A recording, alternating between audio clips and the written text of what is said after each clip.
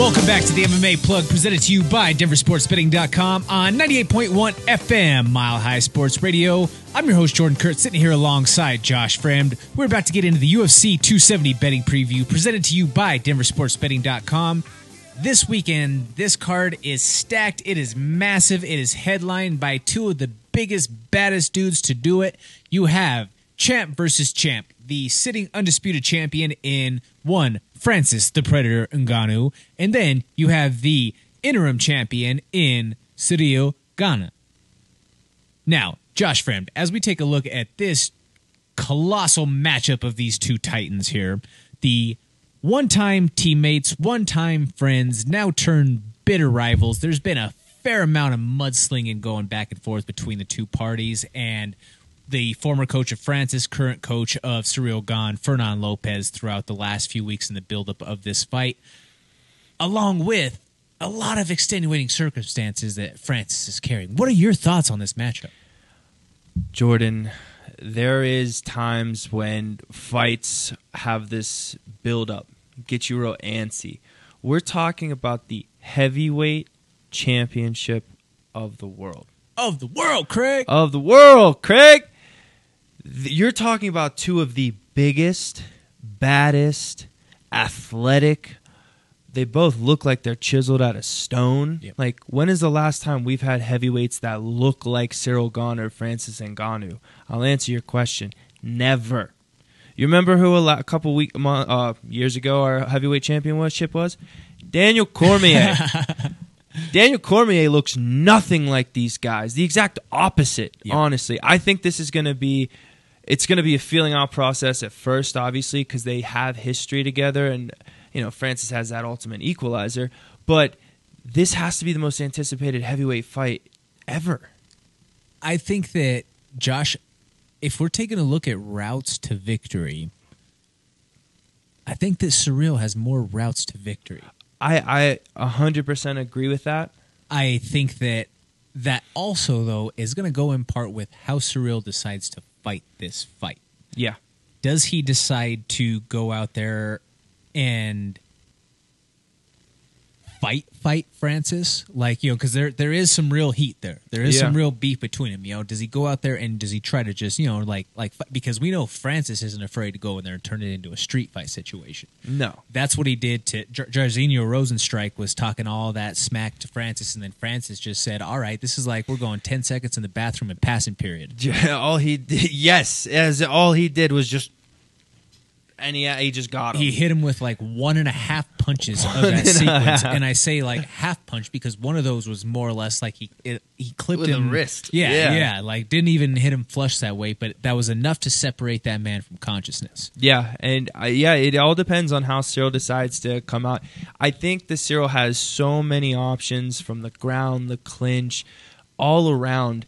It's just we've seen Francis take punches, but from punches from guys much smaller than him.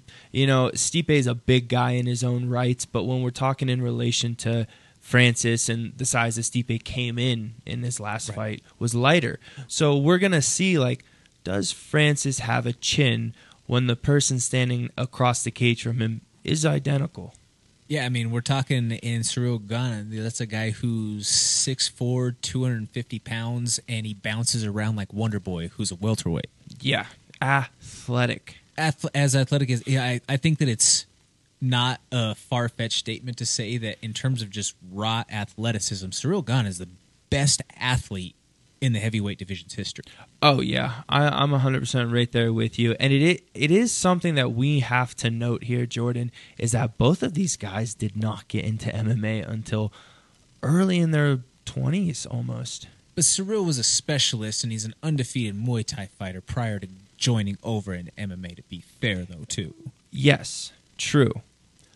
But just looking at the state of the heavyweight division, most of the big athletic guys you think are mostly hearing are going to football or going to to other sports.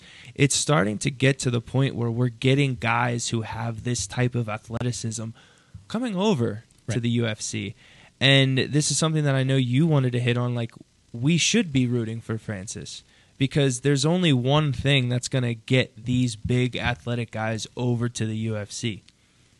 And it's also in terms of the financial end of things, in terms of the opportunities that may be able to be open to you while under contract with the UFC.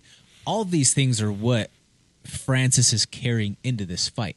But Josh, because he's also carrying so much weight from these contract negotiations to the potential things of him wanting to go out and box and do things of that nature, because he's carrying so much of that, well, I guess I should say the media is making it seem like he's carrying all of those things.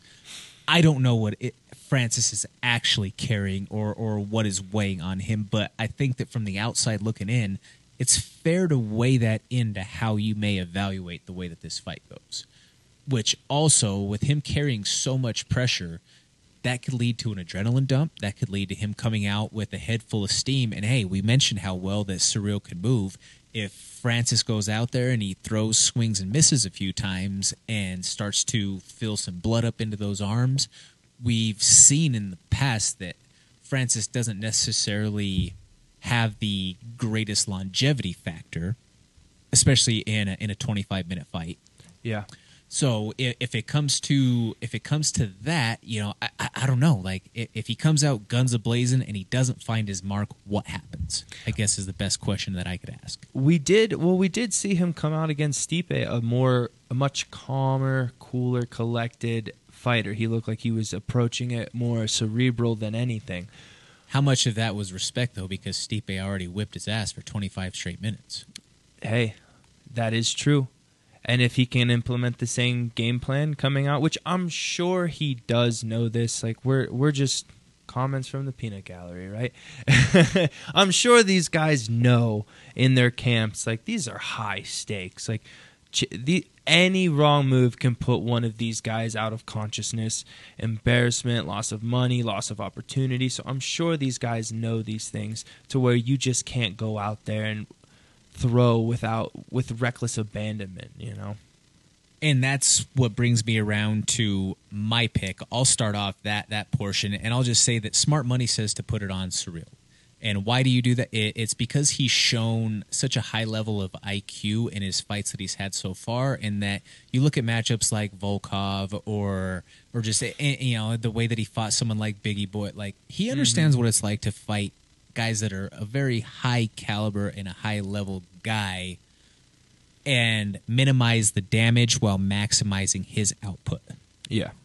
He understands the range game so well that he can point fight. You typically don't have a heavyweight that can sit there and point fight. So the fact that he may be able to keep Francis at range with his distance management, I think that's where the smart money lies, but my heart says Francis, and my heart says Francis because of all the reasons that we mentioned before for opening up the door and opportunities from this day forward. Yeah.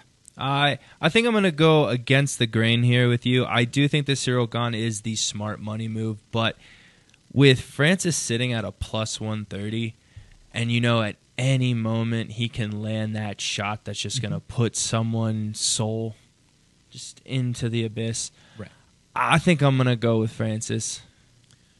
And I don't think that God, man, what happens when he doesn't? What happens when he doesn't? That's hit? the biggest. What happens when he doesn't? What happens when all of these flailing bombs at times? Because, for lack of a better term, Francis is not the most technical guy. Like Francis, when you watch him hit pads or when you watch him like train, he can do things very technically. But when you watch him actually fight. Francis throws a lot of technique out the window, and he just says, like, you know, screw it. I have level 10 FU power, and I'm going to use it type of thing. Yeah. Like, look at how he knocked out Kane. He didn't even hit Kane square. That was almost like just like a little shovel uppercut that he just barely kind of, you know, palm right there, clipped him in that way. Yeah. Now, the hook, or the uppercut that turned Alistair into a Pez dispenser, I mean, that was about as clean of a uppercut as you can throw. Oh, my God. It was a wild sequence of them just kind of throwing back and forth at that moment. Yeah. You know, it wasn't exactly like he was like, okay, like I'm throwing something non-committal, opening up my angle, then boom, weave and go type of thing. It was no, like I'm throwing it, and yeah, like I'm standing in the pocket and I threw a clean uppercut, but You understand? What I get I'm it. saying, you know, like, I'm it picking up wasn't- what you're putting down. Yeah. Yeah. Yeah, little thick bitch, fine little mamacita. Always coolin' by the pool, drinking margaritas. Yeah, it's pippin' over here and we ain't trippin' over pesos. I know it's good now, but luego I can never show no love to a faker.